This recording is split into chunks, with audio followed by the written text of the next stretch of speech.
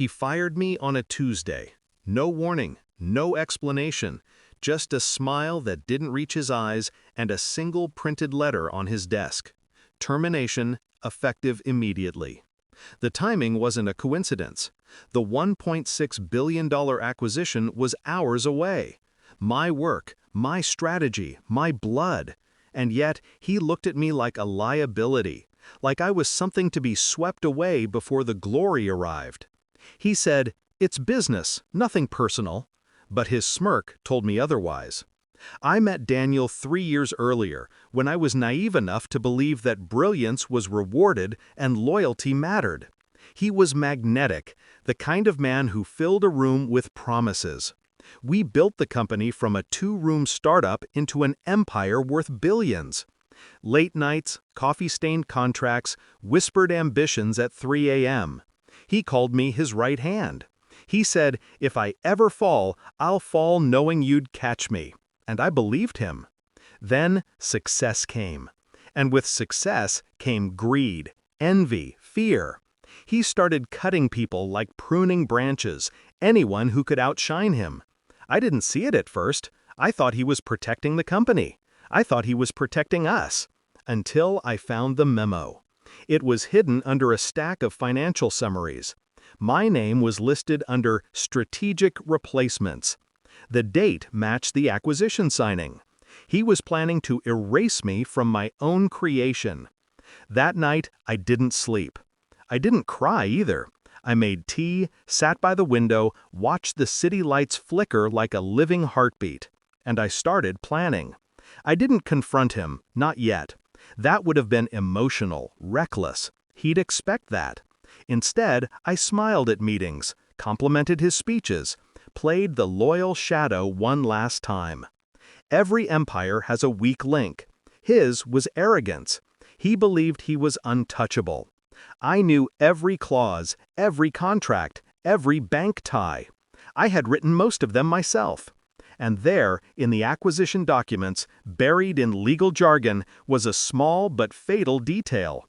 Clause 14B. All final transfers must include the joint countersignature of both managing partners to be legally binding. He had forgotten I was still, legally, one of them. So when he fired me the day before the deal, I didn't fight it. I let him have his moment.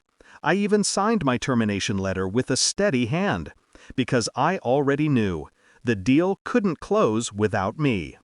The next morning, he arrived at headquarters for the signing ceremony.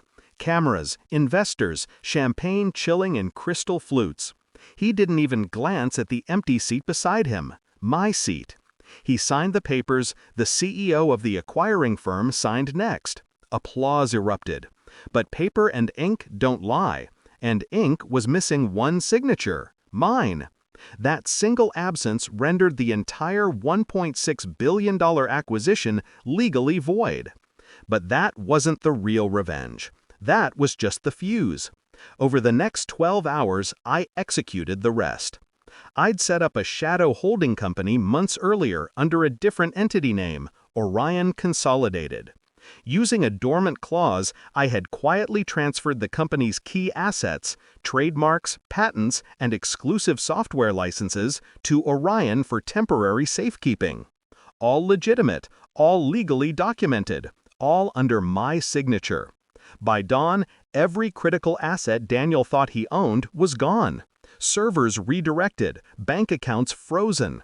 The empire wasn't his anymore. It was no one's.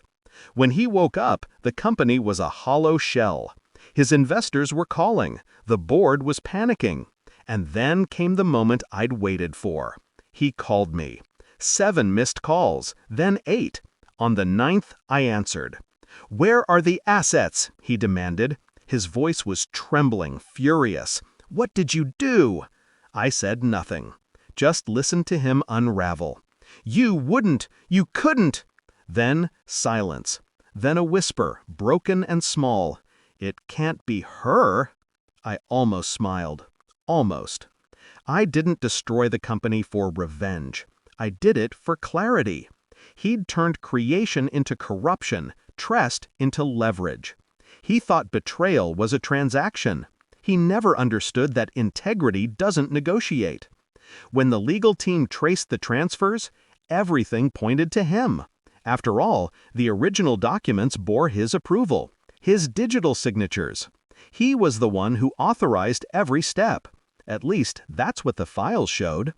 By the time he realized the trap, the investigation had already begun. Insider fraud, misrepresentation, contractual negligence. He became the scandal he once thought I'd be. I watched the news that evening. The ticker read, "Tech CEO under investigation. $1.6 billion deal collapses overnight." He looked smaller on screen. The confidence drained, replaced by disbelief. They said he was in shock, that he couldn't understand how it all happened so fast. I understood. Because revenge, when done right, doesn't shout. It whispers. It doesn't destroy.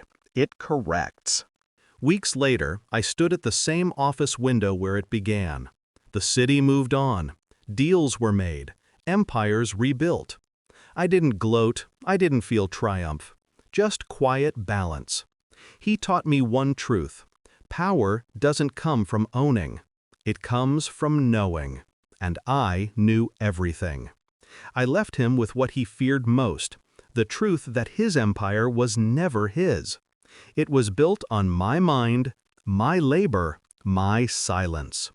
And when I took that silence away, everything else followed. They called it a collapse. I called it equilibrium.